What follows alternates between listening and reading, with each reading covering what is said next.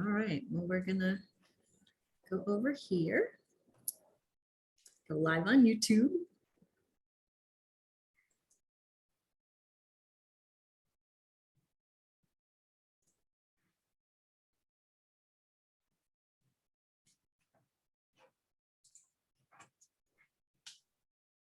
It is setting up our meeting for YouTube Live. Yay! It's a good sign. All right, here we are. Hello, hello, everyone. Welcome to Wonder Series Wednesday. It is, believe it or not, Wednesday again. I cannot believe it. The time absolutely flies when you're having fun. So what the heck are we talking about here on the Wonder Series? What is the Wonder Series? Well, let's think about this. Have you ever wondered about your life? What would it look like if you looked at life from another perspective? What could you learn from opening your mind to other ideas and concepts? Who would you become if you welcomed the possibilities and embraced new opportunities? Hi, everyone. I'm Denise Stiegel. I am your host of the Wonder Series, and we are here to offer you the opportunity to truly think outside the box and wonder how you can create that healthy, happy lifestyle that you have always desired. A life on purpose by design, rather than by fault and circumstance, which so many of us fall into. The Wonder Series is sponsored by Living Healthy List, and you can find more information there at livinghealthylist.com. Our weekly interviews here on the Wonder Series feature world-class experts in various areas of health, wellness, personal development, and bringing a little bit more fun into life, all who are here to inspire you with their insight and their wisdom. Here you will receive tips and proven strategies that you can use right away. As soon as you get off our podcast, you can absolutely take some of this information and incorporate it into life today. So truly what we want to do here at the Wonder Series is excite, engage, educate, and empower you to become the person that you have always dreamed of being, to live that healthy, happy life and feel that you flourish in life. A new episode of the Wonder Series is released every Wednesday at 12 p.m. Central Standard Time on YouTube, Spotify, Facebook, Google Podcasts, and kind of wherever you find a podcast, you'll find us there. If you like what you hear, please subscribe and give the Wonder Series a 5-star rating. And while you're at it, please tell your friends too. So without any further ado, welcome to the Wonder Series, where we want you to start wondering so you can start living. So this month we have been talking about resilient nutrition. And, we talk about nutrition when it comes to dieting and weight loss, but nutrition, there's so much more to healthy nutrition than just dieting. That's boring. So today I'm really excited to talk to my friend, Thomas Petty. After 50 years of suffering from severe psoriasis and getting no results, Thomas took his health into his own hands. He stopped all toxic medications and started on a 10-year health journey of discovery. He's now 99% in remission and now teaches fellow psoriasis sufferers, easy for me to say. And that 3 times fast. How to heal themselves naturally from the inside. So hi, Thomas, how are you today? I am great. How are you? I'm great. It's we finally have some sun and sunshine and some warm weather here in Minnesota. I know where you are. You're like, yeah, we get that all the time. Yeah. Yeah, we don't suffer too badly here in Northern California.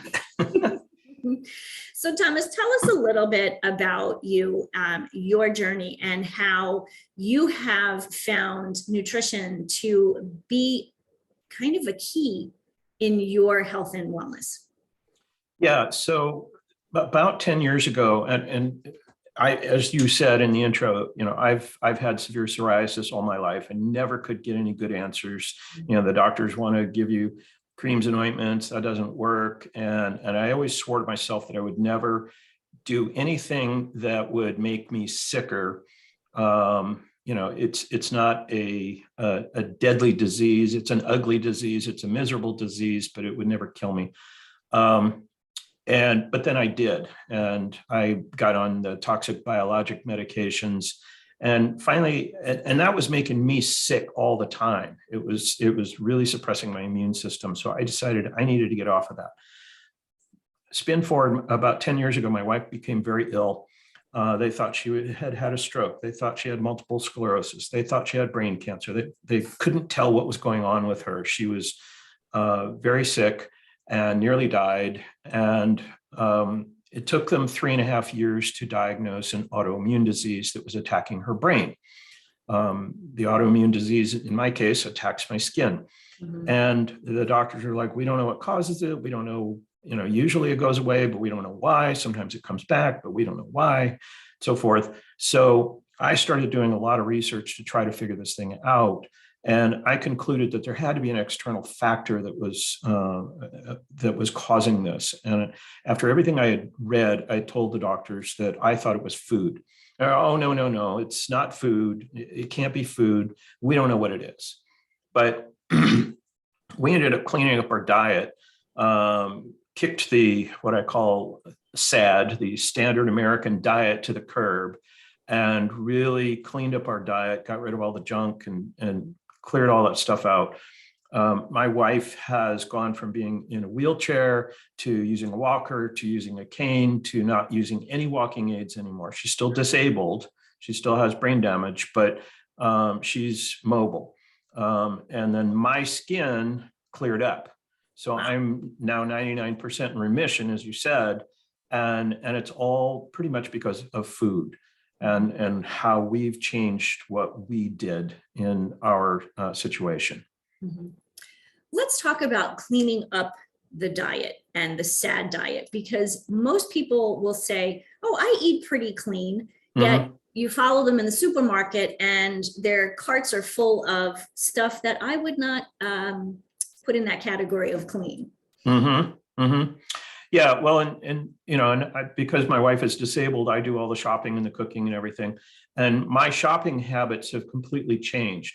90% of the store, I never go down any of those aisles. I go down to the produce aisle and I go down the meat aisle.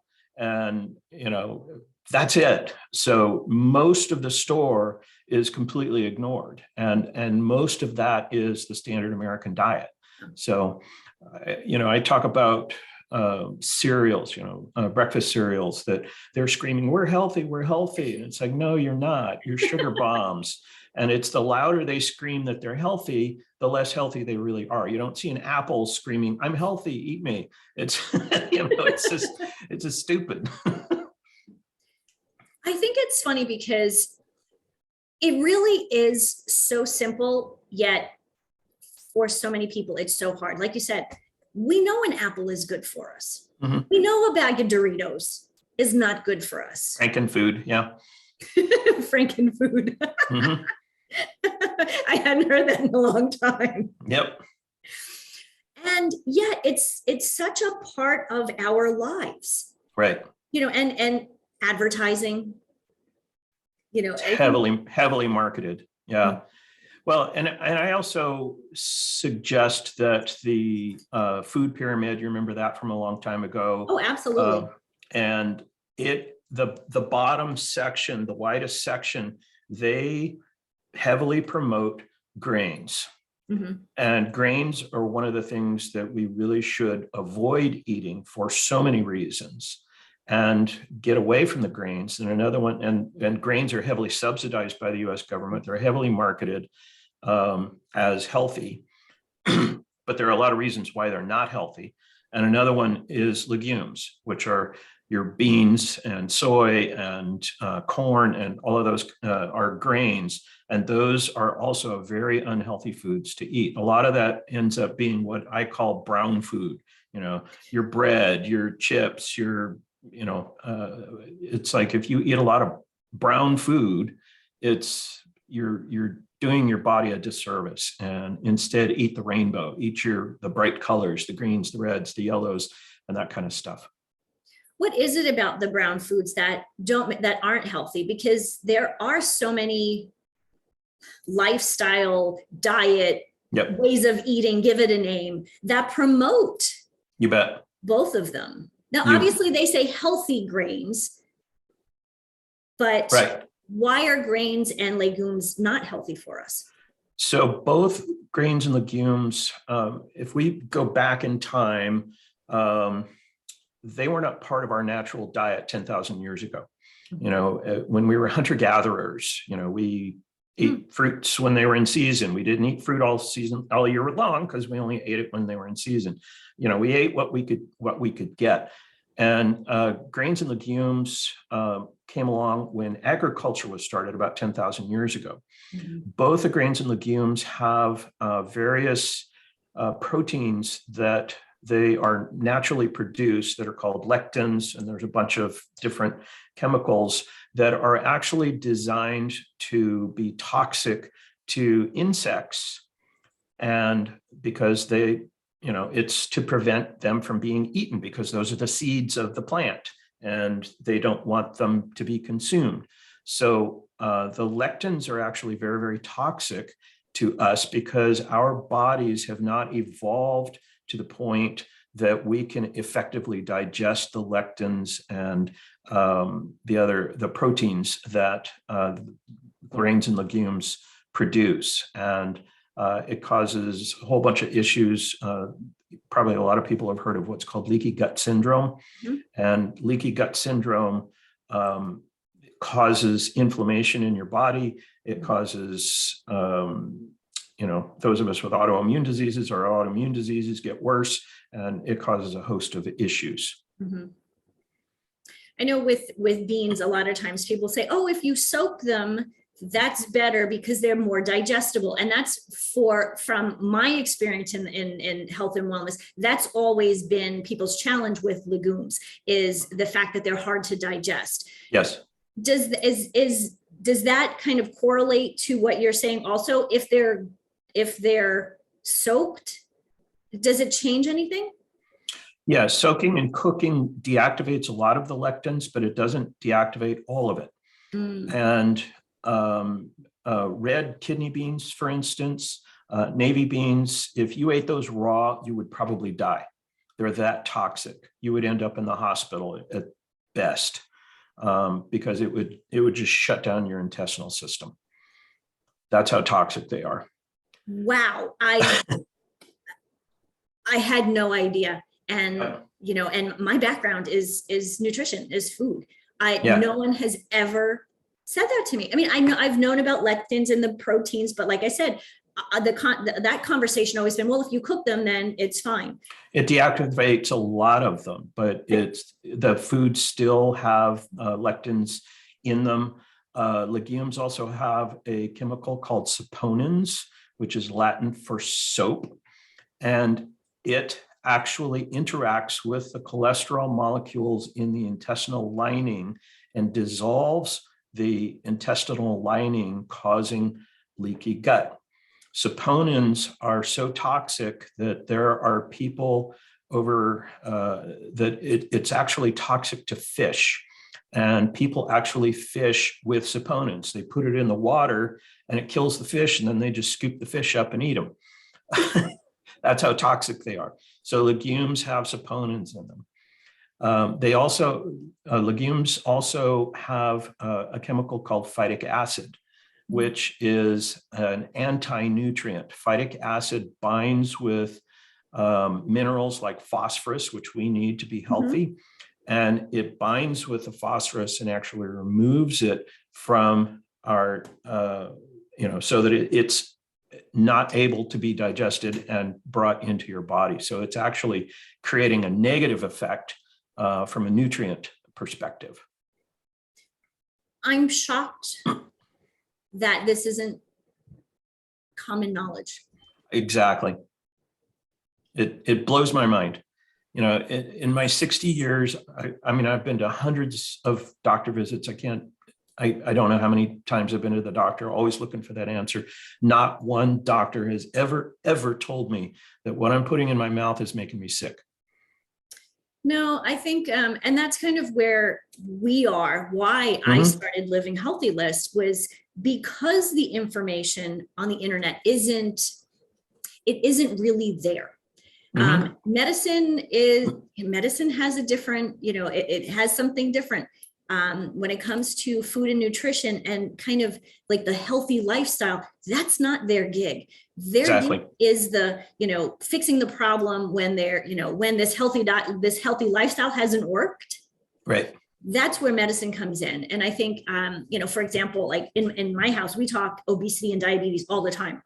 Mm-hmm. Mark, my husband's a kidney pancreas transplant surgeon. So by the time people get to him, they haven't done the healthy lifestyle and they're really falling apart. And so, his training, he always says to me, he goes, nutrition training. What, are you kidding me? He's like, that was never part of, he says, maybe we spent an hour. That was never part of it. Yeah. What they're seeing now in some institutions is they are teaching a little bit more nutrition, but the cop-out has always been, well, that's what nutritionists are for. That's what dietitians are for. Right. So along that line, though, dietitians and nutritionists talk about your whole grains and your legumes. I mean, even that's been my training. Mm-hmm. Mm-hmm. And so I'm kind of here now. I'm like, I got to do some more research. Yeah. It's kind of scary. And the fact that they're so heavily marketed, certainly you've heard of gluten intolerance. Mm-hmm. And there's always this question mark, well, is that a real thing? I mean, we've been eating this for a long time. So, and yeah, it really is. Gluten is a type of lectin, and it's one of the very potent lectins, and it's very concentrated in the grains because lectins are in the seeds of the plants because it's to prevent them from being eaten. So in a sense then, if the lectins are there, then realistically farmers shouldn't need pesticides. You'd think. But what's worse is GMO, that's got the big, don't eat GMO. What they're actually doing is they're modifying the genes in the plants to produce more lectins. So they're even more toxic. Now, I've always thought of GMOs. This is interesting. I've always thought, not so much here. I've thought more of GMOs in like poor countries where there's drought, where there's challenges. And I've always seen it as a good thing there for that reason, because yet now, based on our conversation, they're basically eating more poison. So they're not starving. People are not starving in those countries anymore, but they're eating more poison. Yep. Okay. Well, and another point earlier, you were talking about obesity is a topic of discussion in your household. And the two foods that they feed to cows, chicken, fish, pretty much anything that we eat, as meat, are corn and soy. Yeah. Corn and soy. Corn is a grain. It's not a vegetable. Is that a vegetable? Oh, no, it's a grain. It's a grain. And soy is a legume. And both of those, the reason they feed those to animals is to fatten them up. And you are what you eat. So when you're consuming the animals that's been their diet, that's not their natural diet. They're not meant to eat corn and soy, but that's what they're fed. And so the more you can get away from that kind of thing, and if you eat beef, eat grass-fed and grass-finished beef, and never buy farmed fish because that's what they're throwing into the water. It's always try to eat the wild-caught fish and so forth, because those are going to be far healthier for us because you are what you eat. Or what we eat eats too. Yeah, exactly. Exactly. So. Wow. There are countries that eat a lot of legumes, a lot of rice. Are they different there than they are here? No. Okay. And I live in cow and corn country. I mean, literally down the hill from my house. Yeah. For years there was a cornfield. Right. And I've learned through the years that, in my experience, we've always talked about nutrition for, like I said, diet, losing weight. And like I said, obesity is such a huge really epidemic here in the US and growing around the world. It is. That if it is so as simple as cleaning our diet, going back to basics. And here's something that popped into my head a minute ago, and I forgot to mention when we were talking about, years ago, our, ancestors ate, when they were hunters gatherers. There's a school of thought that people say, oh, eat like how your grandparents ate. Mm-hmm. And I think that's an interesting concept as well. My grandparents grew up, and my parents grew up in London during a war where there wasn't a ton of food, ton of nutritious food.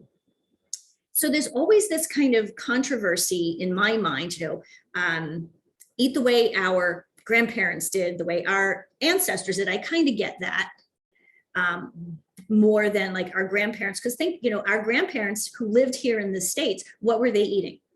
What were your grandparents eating?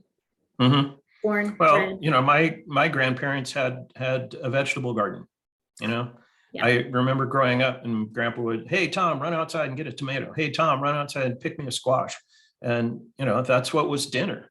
So, yeah, I mean, to your point, what I've heard, it's a little variation, is if your grandma wouldn't recognize that as food, don't eat it.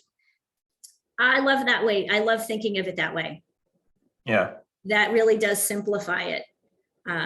So give us an example of a typical meal at your house. Well, my wife, for breakfast, she has a coconut milk smoothie with berries in it and carrots.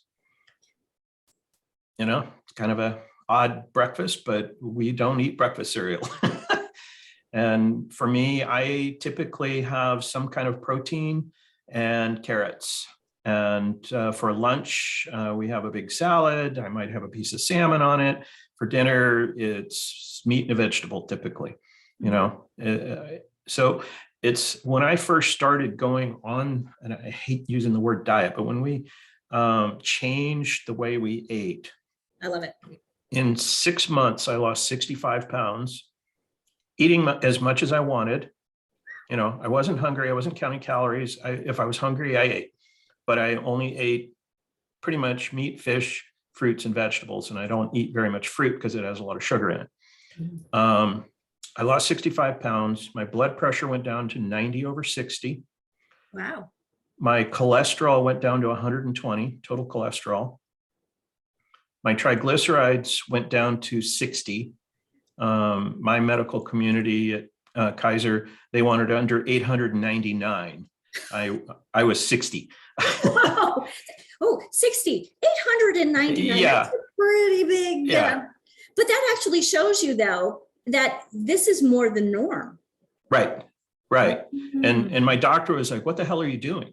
It's, you have the blood of a teenager. This is crazy. And I told him, and he's Vietnamese, and he's like, well, I love my rice. I'm Vietnamese, but I need to do what you're doing. That, it's really, that makes a very good point, because as I mentioned before, when we were talking about GMOs, I always kind of thought it was a good thing for these countries, these poorer countries that were struggling with food and everything. And I know people here, friends of mine from here are from Taiwan, and they follow a lifestyle medicine regimen, if that's the right word. And I've adopted pretty much their concepts, not exactly their entire way of eating. And I like a glass of wine every now and then. Nothing wrong with a little wine. Apparently it's good for your heart.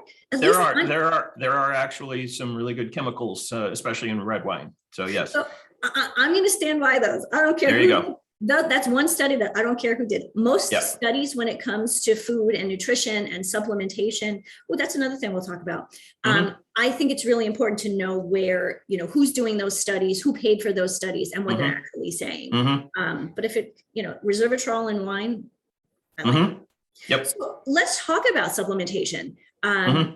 It's kind of a bit of a bane of my existence, because there's so many supplement companies out there, and people multi-billion-dollar industry. Yes, and people pushing these supplements that's supposed to be good for you, but you don't really, one, know what they are, or two, what they're supposed to do. Yeah. So what's your take on supplementation? Well, from an autoimmune perspective, there are certain supplements that I take to help reduce my internal inflammation. At a macro level, my philosophy is multivitamins are expensive urine. You pee it out. Yep. It's, if you're eating a reasonably healthy diet, you don't need a multivitamin. You're getting plenty of vitamins just by eating whole foods. The USRDA for vitamin C, is it vitamin C? Yeah, it's something like 80 milligrams a day or something like that, whatever it is. That level is only meant to prevent scurvy. It's a ridiculously low amount. So anyway, do you know why they call people in England limeys? Yeah, because the sailors ate limes on the ships because they were getting scurvy. Yeah, that's exactly it. So multivitamins, toss them out, is my opinion. I use turmeric, which is a very strong anti-inflammatory. It's used in Ayurvedic medicine, and it's an ancient herb that's actually very beneficial. Let's see what else. We take both my wife and I take vitamin D. Vitamin D is actually not a vitamin, it's a hormone. Your body produces vitamin D naturally, but most of us in the Northern Hemisphere don't get enough sunlight to produce an adequate amount of vitamin D. And so supplementation is useful. Always get a blood test to see where your level is. Mm-hmm. When I had my blood tested several years ago, I asked the doctor to authorize that, and normal is between 20 and 79 nanograms per milliliter. Mine was at 10. So I was severely deficient in vitamin D. And you live in Northern California where the sun shines a lot. Yeah. So, pretty much if you live above the 35th parallel, which kind of cuts the country in half, during the wintertime, if you lay out naked all day long, you're not going to get enough sunlight to produce enough vitamin D. If you did that here in Minnesota, you'd freeze to death. Yeah, exactly. They'd find your dead carcass. So vitamin D is important, and I measure mine, and I keep mine up between the 75 and 100 nanograms per milliliter.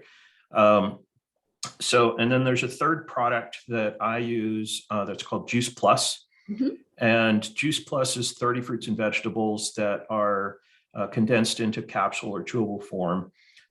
They've got over 40 independent scientific clinical studies. They didn't pay for these studies. They're done by universities around the world, showing the efficacy of the product in sports medicine, in immune efficiency, and health, and so forth.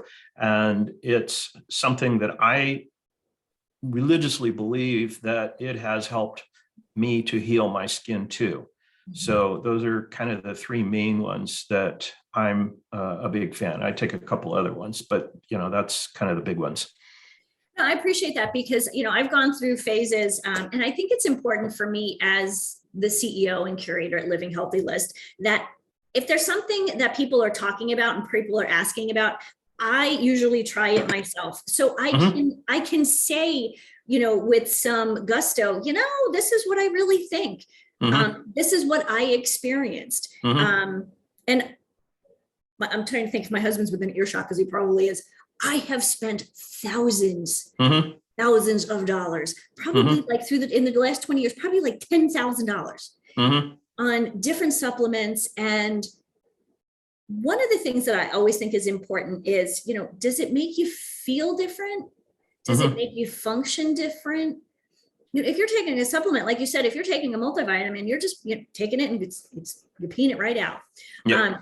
And so I have really tried lots of supplements, and I do believe that they have a place. Like you mentioned, getting your blood tested. If you get a blood test and you're deficient in vitamin K, obviously you need supplementation. Right. But I would never say to someone, hey, you're probably deficient in vitamin K because you don't eat enough vegetables. Right. Probably are, but whatever. But I think that's an important piece, is to understand what supplementation actually is for. And you make a very good point with turmeric, because in my training, when I was in college and through, my health and wellness training, I've always believed that supplements were supposed to be things that, we're missing in your diet. We're not necessarily missing turmeric in our diet. Correct. But here's the piece that I really like about what you said is turmeric is a known anti-inflammatory. Mm-hmm. That, when you take turmeric, why you're taking it. Right.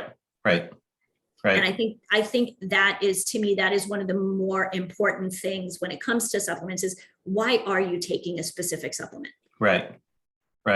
Yeah, because those of us with autoimmune diseases, and there are over 100 autoimmune diseases, psoriasis is one of the more common ones, but all of us with autoimmune diseases have internal inflammation.